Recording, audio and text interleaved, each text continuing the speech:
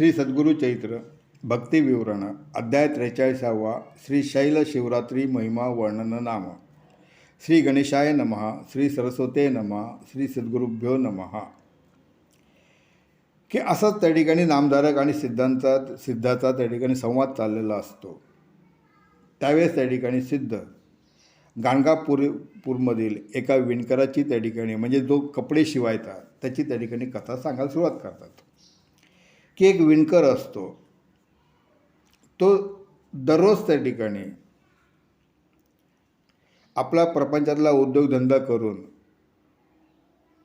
जे सद्गुरूंचा मठ होता तो नित्य नियमानं त्या ठिकाणी झाडणं वगैरे सगळं त्या ठिकाणी व्यवस्थित हे करणं करत असे आणि लांबूनच नमस्कार करून तो निघून जात असे. असे अनेक दिवस त्या ठिकाणी त्या ठिकाणी हा क्रम चालू होता. अशा वेळेस शिवरात्र आली. आता शिवरात्रीमध्ये त्या नगर लोकांचं एक त्या ठिकाणी व्रत होतं की सगळेजण श्री शैल्य पर्वतावरील मल्लिकार्जुन नावाच्या शिवलिंगाचं दर्शन घेण्यासाठी जात असे यात्रेला. अशा प्रकारे सगळेजण मग ती तयारी केली, सगळेजण निघायला लागले. त्यावेळेस त्यांनी सगळ्यांनी याला विचारलं की चल तू पण चल आपण जाऊ. त्यावेळेस तो बोलता झाला की श्री सद्गुरू माझा मल्लिकार्जुन, पर्वत म्हणजे श्री सद्गुरू भुवन, आपण नये येथून चरण सोडूनही श्री सद्गुरूचे. की मी काही येणार नाही, कारण सगळं मल्लिकार्जुन म्हणजेच त्या ठिकाणी शिवलिंग म्हणजेच माझे सद्गुरू आहेत आणि पर्वत म्हणजेच माझ्या सद्गुरूचं भुवन आहे.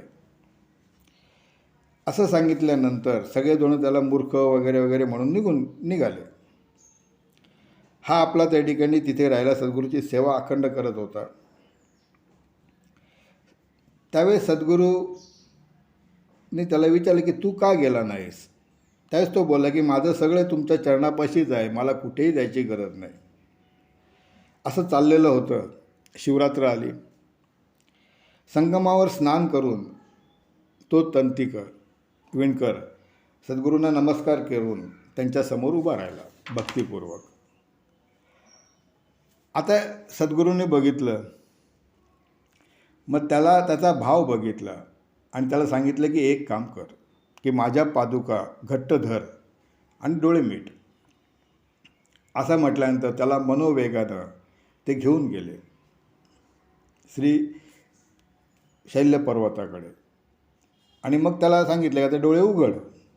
आणि डोळे उघडल्यावर त्याने बघितलं की आपण श्री शैल्य पर्वतावरती आलेलो आहोत. त्याला नक्की कळेना की आहे सत्य आहे की स्वप्न आहे. त्या सद्गुरू बोलले, अरे असा बाळवटासारखा काय बघतो आहेस, जा आणि पूजा करून ये. हे सांगितल्यावर नंतर तो त्या ठिकाणी संगमावर गेला. तिथे आंघोळ करायला निघाला. त्यावेळेस त्याला आपल्या नगर लोकातले सगळेजण भेटले, नातेवाईक भेटले आणि ते त्याला बोलायला लागले की अरे यायचंच होतं तर आमच्याबरोबर यायचं ना, असं मागून त्या ठिकाणी आम्हाला त्या ठिकाणी हे करत तू का आलास. त्यावेळेस त्याने सांगितलं की मी आत्ताच जस्ट 2 सेकंद झाले निघालो तिथून आणि आता पोचलो आहे. त्यावेळेस सगळेजण त्याला खोटं बोलतो आहे, मूर्ख आहे असं बोलून त्या ठिकाणी बोलायला लागले. शेवटी तो कोणासवे न बोले शीघ्र स्नान शौर्य केले, पुष्पे अक्षता बेले घेऊन गेला पूजेसी. मग त्याने सगळं आंघोळ स्नान बिन करून तो पूजेला गेला. आता पूजेला गेल्यानंतर अतिशय त्या ठिकाणी चकित झाला की ज्यावेळेस त्याने लिंगस्थानी सद्गुरूंना बघितलं आणि सगळ्या जणांची पूजा आपले सद्गुरू त्या ठिकाणी स्वतः घेत असताना त्याने त्या ठिकाणी बघितलं. आता त्याने फळ प्रसाद वगैरे सगळं घेऊन तो सद्गुरूंपाशी आला. त्यावेळेस त्याने सांगितलं की सगळेजण तुमची पूजा करताना मी तिथे बघितलेलं आहे. मग तू श्री सद्गुरू तू जवळीच असता, इतुके दूरी का कष्ट ती वृथा, लोक येता ती भोवता काय कारण या स्थाना. की जर तू स्वतः इतका जवळ आहेस तर मग लोक इतक्या लांब काय येतात. की आम्हाला तू मनुष्य म्हणून दिसतो आहेस परंतु प्रत्यक्ष परमेश्वर आहेस, तुझा महिमा अपार आहे. आता सर्व मूर्ख जन तुझा महिमा जाणत नाहीत आणि ह्या स्थानावरती येतात. तर ह्या स्थानाचं असं काय महत्त्व आहे की ते कृपा करून मला सांगा. असं म्हटल्यानंतर श्री सद्गुरू त्याला सांगते झाले की एक लक्षात घे, आसाम प्रदेशामध्ये टिपरा नावाच्या प्रदेशात विमर्शन नावाचा एक राजा होता. अतिशय शूर पराक्रमी, परंतु सर्व मांस भक्षण करी, ग्राह्य अग्राह्य न विचारी, ऐसा वर्ते दुराचारी, परंतु ईश्वर पूजी भक्तिभावे. म्हणजे कसा की सर्व प्रकारचं भक्षण करणारा पण अतिशय भक्तिभावानं पूजा करणारा. म्हणजे आता बघा की एकीकडे परद्वाररत, मांस भक्ष सगळं अखंड काही कुठल्याही प्रकारचं भक्षण करणारा पण त्याच वेळेस भक्ती करणारा असा तो राजा. आता त्याची पत्नी कुमुदिती अतिशय सुशील, सगुण, पतिव्रता, परंतु चिंता अखंड मनामध्ये हीच की आपला पुरुष असा आहे की एक तर परद्वारी जातो, परत त्या ठिकाणी ईश्वर भक्ती पण करतो. शेवटी तिने एकदा धाडस करून आपल्या पतीला विचारलं की हे असं का. त्यावेळेस पती राजा तिला बोलला की तू विचारल्यामुळे आता मला मागील जन्माचं त्या ठिकाणी स्मरण झालेलं आहे. तर ऐक की पूर्वी दंडकारण्यामध्ये मी श्वान योनीमध्ये होतो. तेथे मी अखंड माझा काळ मी क्रमित होतो. त्या नगरामध्ये एक शिवालय होतं.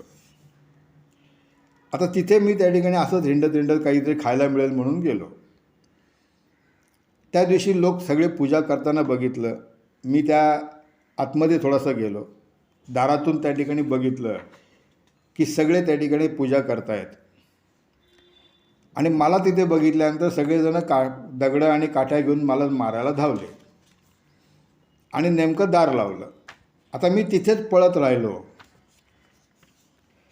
की कुठेच मला बाहेर जायला त्या ठिकाणी मार्ग मिळत नव्हता आणि पाठीमागे सगळी लोकच धावत होती. अशा प्रकारे मी जवळ तिथे प्रदक्षिणा घातल्या गेल्या माझ्याकडून आणि काहीतरी खायला मिळेल म्हणून मी त्या देवळात गेलो होतो. असं 3 वेळेला जवळजवळ पळालो आणि पळता मी अंतर्गृहात गेलो. आणि अंतर्गृहात गेल्यानंतर तेथे त्या ठिकाणी ती पूजा बघितली आणि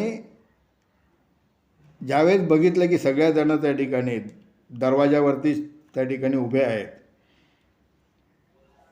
मला त्यांनी त्या ठिकाणी अतिशय मारलं आणि शिवालयाबाहेर फेकलं. आता त्या दिवशी मला जे काही पुण्य घडलं प्रदक्षिणेमुळे, जी पूजा मी बघितली आणि कुठलंही जेवायला खायला न मिळाल्यामुळे माझा उपवास घडला. आणखीन एक पुण्य माझ्याकडनं घडलं की त्यावेळेस तिथं लावलेले दीपक उजळलेले मी डोळ्यांनी पाहिले. म्हणून मला ह्या जन्मी ह्या राज्यपदापर्यंत मी आलो. आता माझा पूर्वजन्म माझा श्वान. आता त्याचा स्वभाव कसा आहे, सर्वभक्षण.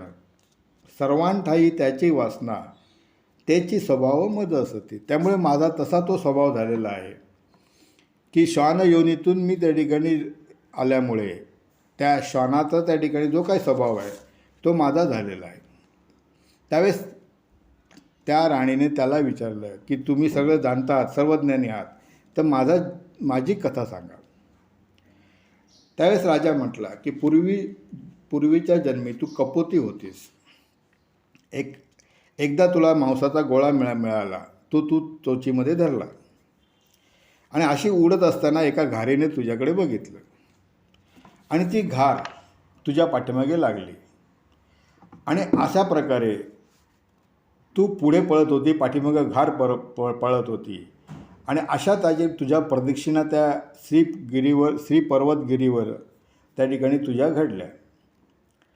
आणि या प्रदक्षिणा घडल्यानंतर तुला त्या ठिकाणी कष्ट झाले आणि प्राण एकदम कंठात आला. अशा वेळेस घारीने येऊन तुला मारले आणि त्याच ठिकाणी तुला पंचत्व प्राप्त आले.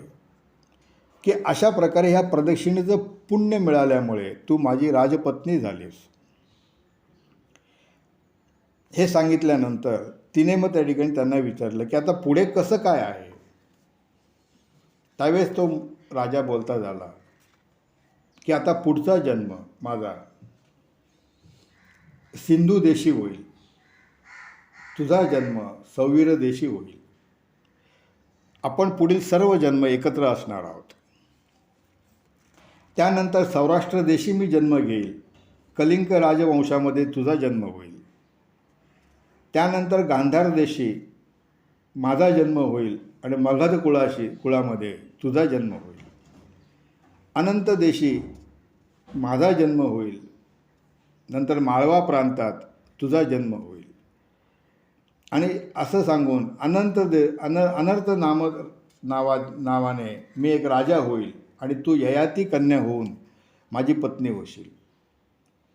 आणि शेवटच्या जन्मी पांड्य देशी मी पद्मवर्ण नामाने जन्म घेईन आणि वैदर्भ कुळामध्ये वसुमती नावाने तुझा जन्म होईल. त्या जन्मामध्ये स्वयंवरामध्ये मी तुला जिंकून तुला मी माझी पत्नी करील. आणि त्याच्यानंतर अनेक वर्ष आपण राज्य करू आणि नंतर मुलांच्या हातामध्ये राज्य देऊन मी चौथा आश्रम म्हणजे त्या ठिकाणी वानप्रस्थाश्रम अंगीकारेन असं तिला सांगितलं. की देवद्विजार्चन करी नाना अग्रहार दान देईन, ऐशा परी वृद्धाप होऊन राज्य स्थापिन पुत्रांचे. आणि मग आपण चौथा आश्रम घेईन आणि अगस्त्य ऋषीपाशी जाऊन ब्रह्मज्ञान शिकेल आणि त्यावेळेस माझा अंतकाळ होईल. आणि अशा प्रकारे देहावसन होताना देहाचा त्या ठिकाणी त्याग होताना तुला घेऊन मी स्वर्गाला येईल. अशी त्या ठिकाणी महिमा त्या राजाने आपल्या पत्नीला सांगितली. आणि मग सद्गुरू त्या विणकराला बोलते झाले की एक लक्षात घे की हा महिमा या शैल पर्वताचा आहे की एक श्वानसुद्धा या प्रदक्षिणेमुळे या पूजेमुळे न कळत त्याच्याकडून जे काही घडली गेली पूजा, जे बघितली गेली पूजा, प्रदक्षिणा घडली गेली, त्यामुळे त्याला पुढचे 7 जन्म तो राजा म्हणून त्या ठिकाणी जन्माला आला आणि शेवटी स्वर्गलोकी गेला. असा हा पर्वत महिमा आहे. म्हणून अंती पावला स्वर्गलोक पर्वत महिमा ऐसा ऐक, तुझं झाले श्री सद्गुरु मुख ईश्वर पूजा करी बरवी. ग्रामी असे कल्लेश्वर गाणगा ग्रामी भीमातीर पूजा करी गा निरंतर मल्लिकार्जुन समान. त्याला सांगितलं की असं असं आहे त्याकडे तू त्याची सेवा कर. त्यावेळेस तंतिक बोलला की तंतिक म्हणे स्वामी असी, स्वामी तू मज चाळविसी, पूजेसी गेलो मल्लिकार्जुनासी, लिंगस्थानी तुझं देखील. जर सर्वांठाई तूच आहेस आणि तू परत मला त्याकडे चाळवतो आहेस असं म्हटलं तर सद्गुरू हसले आणि त्याला बोलले की आता काय करतोस, येतोस का जातोस, थांबतोस. मग परत त्याला त्या ठिकाणी पादुकांना धरायला सांगून ते परत त्या ठिकाणी आपल्या संगमावरती आले. आणि मग त्या तंत्रिकाला विणकराला मठामध्ये पाठवलं.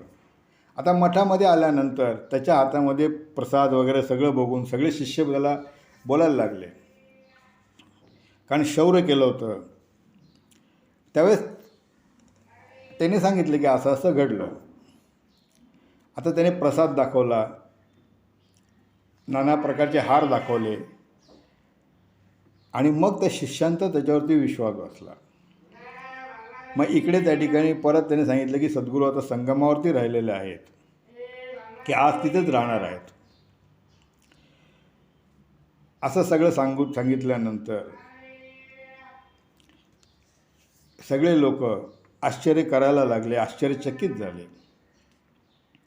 आणि ज्यावेळेस 15 दिवसानंतर गावातली लोक आली त्यावेळेसही त्यांना ज्यावेळेस हे सगळं कळालं त्यावेळेसही त्या सगळे आश्चर्यचकित झाले आणि सद्गुरू महिमा गायन करायला लागले की सिद्धे सांगितले नामधारकासी,